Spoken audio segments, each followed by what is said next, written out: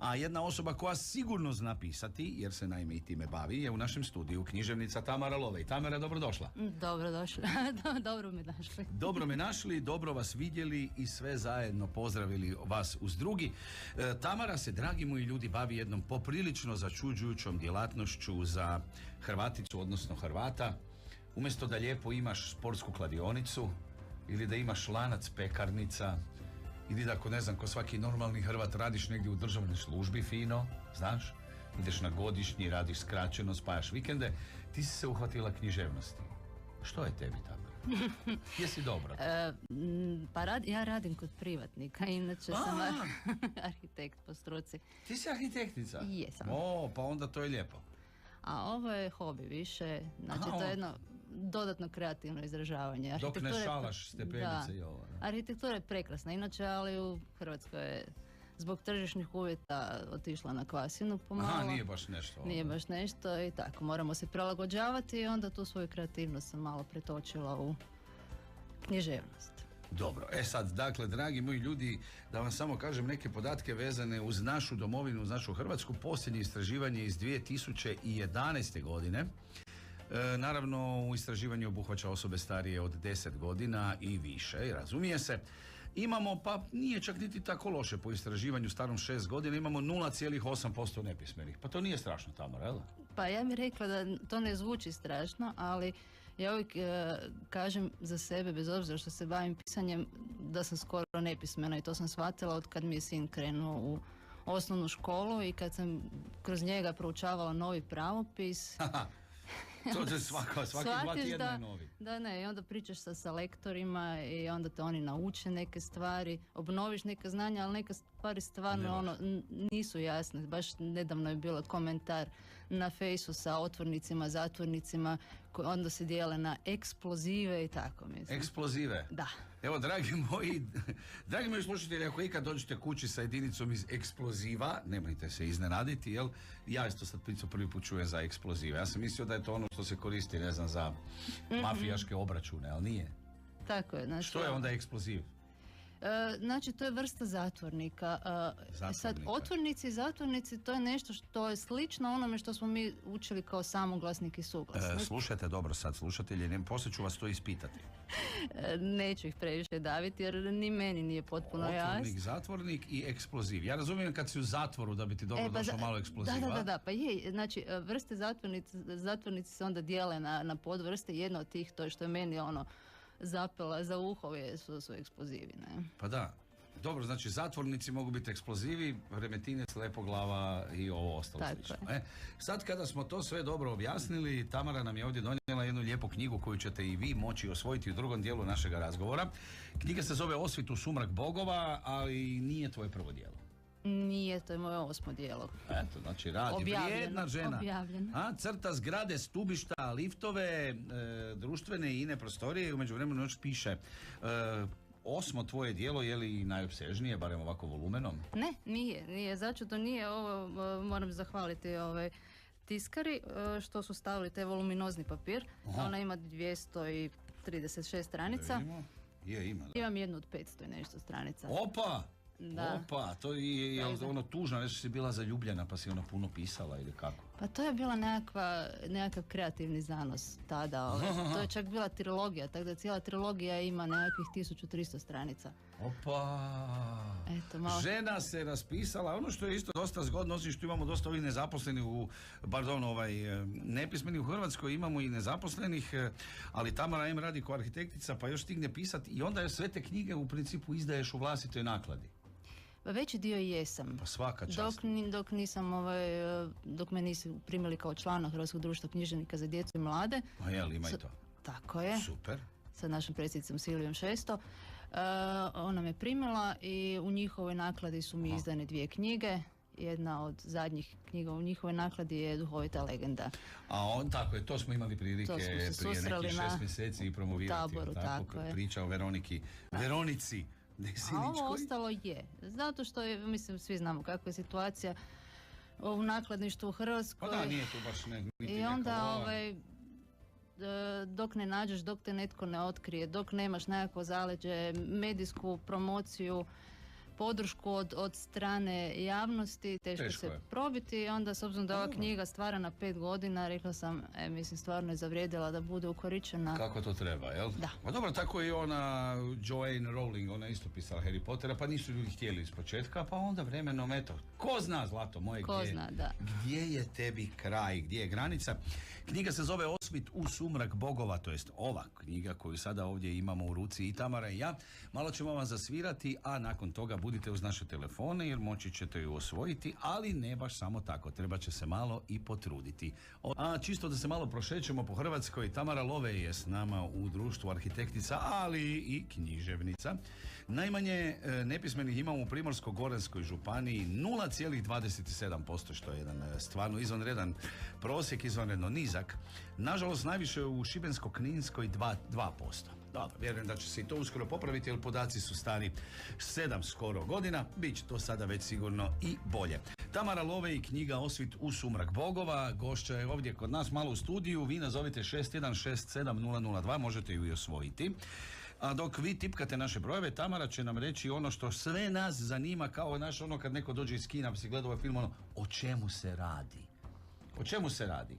Pa najkraće, znači Atlantida. Zadnjih 2 desetljeća prije propasti Atlantide, to je otprilike 10. tisućljeće prije Krista. To sam ti ja mogao pitati moju punicu, ona je radila u Atlantidi, tamo ove karte je prodavala na tramvajskoj stanici.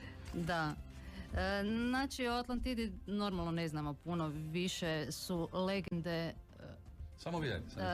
mitovi i legende kruže oko toga, ali imamo i nekih uporišta u arheološkim nalazištima, recimo Platonova Kritija koja je on pisao o tome, da. Dobro, znači Atlantida je navodno i postojala, pa sad sve više i više nekako, jel? I volimo vjerovati da su sve te priče istinite, odnosno da je sve to zajedno nekad postojalo. Tvoja junakinja šeće Atlantidom i tamo, za razliku od moje punice koja je prodavala karte na tramvajskoj stanici, radi što? Ona je princeza. Ona je princeza baš u Atlantidi? Tako je. Znači ona malo više groda. Kćer zadnjeg kralja prije propasti. To jedna je u principu fina dama. Jedna. Tako je. To je romansirana, recimo, priča, povijest onako kako sam ja, uzevši neke podatke koje sam imala na raspolaganju, utkala sam ih u jednu romantičnu priču. Super, naravno, neka priča ostane pomalo obavijena velom tajne dok ne uzmete u ruke knjigu Osvitu sumrak bogova Tamare Lovej i pročitate ju. Možete ju nabaviti naravno u distribuciji širom zemlje, ali možete ovoga trenutka nabaviti i u našem programu, ali morate nas nazvati. Halo, netko je s nama? Dobar dan. Dobar dan, tko ste vi, dobri gospodine? Davorin. Davorin? Da. Pa nikad vas dosta. Da. Davor za tonskim pultom, Davor u studiju i sad nam još samo Davorin nedostajao. Da. Baš nam je romantično. Davorine, čitate li vi? Znate li čitati? Pa, naučio sam. Dobro, vidim, budući da ste uspjeli otipkati naše brojeve, da znate i pisati, znate slova, brojke, jel? Da. Skoro sve. Pa, većinu. No, pa lijepo je to znati, Tamara, jel? Lijepo je znati da imamo tako obrazovanog čovjeka u našem društvu. A Tamara će vam sada postaviti jedno pitanje. Ako odgovorite točno, dobili ste knjigu. Da. Evo ga, zadnju pjesmu koju smo slušali bila je Renault 4, a sada ćemo se prebaciti na drugi model istog proizvođača, Clio. Pitanje glasi, tko je bila Clio, po kojoj je i glavni lik ove knjige dobila ime? Boginja, ali... Velika boginja. Ne, grčka boginja, ali ne znam, mislim da je boginja. Ne, rimska, da. Ne, dobro. niti rimska. Nije niti rimska, niti grčka boginja. Tko će pokušati odgovoriti? Dobro jutro. Evo ga, imamo pozive. Vidiš ti kako ljudi vole knjigu, naročito kad je besplatna. Dobar dan. Halo. Ovo je netko ko se odlučio braniti šutnjom, ali to tako neće ići. Dobro jutro, tko je ovdje? Halo? Imam osjećaj kao da sam na telefonskoj govornici u Atlantidi. Dobro jutro. Dobro jutro. Tko je sada? Željko. Znate li čitati i pisati? Da. Dobro, čitate knjige? Da. Koji je većina Hrvata. Da. Evo, Tamara će vam postaviti pitanje. Znači, pitanje je ostalo isto. Tko je bila Clio? Znači, ne radi se o marki vozila, Ne. nego o liku, ženskom liku. Da nije princeza. U ovoj knjizi da. Ali budući da je ona jedan izmišljeni lik, tko je bila prava Clio iz mitologije? Čime se bavila? Ljubavlju. Ne. Ako se ne varam, to bi bila Erato, ako sam u pravu, mislim da da. Ne znam. Ništa, onda čekamo neki novi poziv, otvaramo telefon nekome drugome. Halo, dajte življe malo. Ova telefonska linija očigledno služi za opstruiranje našeg programa. Dobro jutro. Dobro i ugodno jutro, lijepi pozdrav svima. Tko je to? Stjepan vas pažljivo sluša i vaš statistički podatak je fantastičan da su ovdje ljudi pismeni. Ali praksa govori nešto drugo, jer nije pismen za svako onaj ko zna čitati i pisati. Dobro. Ćete u svakom životu se uvjeriti. Primjer, na vratima piše guraj, čovjek vuče. Znači ide u školu 15 godina da bi naučio čitati i onda više ne čita. A recimo jezik koji se služi naša administracija, vama ne pomaže niti najveća pismenost, jer iako Ustav obavezuje naša tijela uprave da pišu hrvatskim jezikom, oni ne pišu to, niko ne zna koji je to jezik. To je najvjerojatnije to je novi jezik uhljebljenika. Odlično, gospodine, ali molim vas, mi sada nismo ovdje da raspravljamo o pismenosti, odnosno pravopisu u Hrvata, nego da se zabavimo kroz nagradnu igru i pokušamo osvojiti ovu lijepu knjigu U osvitu sumrak bogova. Ovo ćemo otvoriti jednu panel diskusiju, uzet ćemo 7 dana neki hotel u Caftatu, pa ćemo tamo na miru o tome diplati. Tko nas je ovdje nazvao? Da čujemo na drugoj. Halo.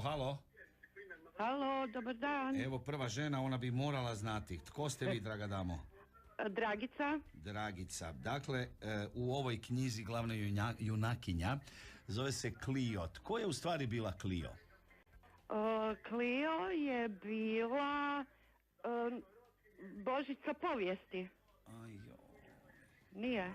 Povijest je, ali Božica ne. A ne Božica. Nije Božica. Muza. Bravo. Pa to smo htjeli. Muza i ona je navodno bila jaka muza, onak imala je tvrdu četvorku. Baš je bila izdašna. Čestitam vam, evo Tamara će vam objasniti što ste dobili. Dobro. Evo, dobili ste znači Osvitu sumrak bogova, knjigu koja romansirano prikazuje zadnja 2 desetljeća prije propasti Atlantide. Nije samo za ženski dio publike, mogu reći da ima i dosta akcije. I seksa, ili ima seksa? Ima i seksa. Onda ćemo svi čitati. Ili ima slika? Da, Super. Slike ćemo sami stvarati u glavi. Dragice, zapisao sam vaš broj, zovem vas izvan etera da zapišem adresu jer ćemo vam knjigu poslati poštom. Ok, hvala. Čestitam, Dragice, vi ste naša muza točnih odgovora. Evo, hvala lijepa. Hvala. Knjiga je ovdje, knjigu možete naravno naći, ima je u prodajnoj mreži po Hrvatskoj? Još ne, dogovaram. Dobro, kad dogovoriš mi ćemo to javiti tu ljudima preko etera. A sada ćemo mi za kraj malo izmučiti našu književnicu, da vidimo koliko je ona pismena. Naime, ljudi koji pišu knjige ili pjesme, nije to bitno, trebali bi biti ipak nadprosječno pismeni. Ponavljam, to nema nikakve veze sa pravopismenošću, nikakve veze s pravopisom. Imam ovdje 10 pitanja, Tamara, to je za tebe. Osramotit ću se. Imaš 3 sekunde da odgovoriš na svako. To u stvari nisu pitanja, to su naslovi književnih dijela pročitani unazad. Imaš 3 sekunde, može? Sad ćemo malo staviti dinamičnu glazbenu podlogu, da ti malo naravno još napravimo pritisak. Može? Može. Rim i Tar. Ratimir. Bravo. Ečomas Anidog Oc. Ne znam. 100 godina samoće. Polkik. Kiklop. Bravo. Etelevon Ejsap. Ne znam. Ništa. Pasje novelete. Utiž u Cavol. Lovac u žitu. Bravo. Avobog Karmus u Tivso. Ništa. Osvitu sumrak bogova, tako je. Acardum Nemak i Reto Pirah. Ne znam. Harry Potter i kamen mudraca. Otals Overatals. Ne. Zlatarevo zlato. Sram Gob Ikstavrh. Ne, Hrvatski bog Mars. Acićuk Avežej. ne. Ježeva kućica. Nju bi znala recitirati, ali ne opak. 1, 2, 3 od 10. Dakle, ja sad pozivam ocjenjivački sud svih slušatelja drugog. Što bi dali učenici koja bi na testu iz hrvatskog postigla 3 točno odgovora od 10? -3. -3! Ma da ne bi! -3! Ne, ali mislim on je negativan, ispod I plus iz nule. vladanja. Evo tebi, znaš šta, evo tebi kulja jedna. Evo tebi kulja, tako, i nek ovaj odvjetnik dođe u školu. Tako je, nećemo više preko roditelja, samo se preko pravobranitelja razgovaramo. Dobro, izvukla si se malo, 3 ipak točno, dobro si to pogodila, između ostalog i naslov vlastite knjige. Hvala ti što se nam navratila. Hvala vama što ste me ugostili. Kad ćemo moći, po tvojoj procjeni, potražiti stvarno knjigu u knjižarama po Hrvatskoj? Pa ja se iskreno nadam da ćemo sad sa knjižnicama krenuti, tako da će najvjerojatnije biti u knjižnicama dostupne za posudbu. Odlično. A onda kasnije. Da, pokušala sam sa nekim antikvarijantima, nekim knjižarama, ali oni jedva kubure sa svojim naslovima, pa diću još i mene koja nisam razvikana.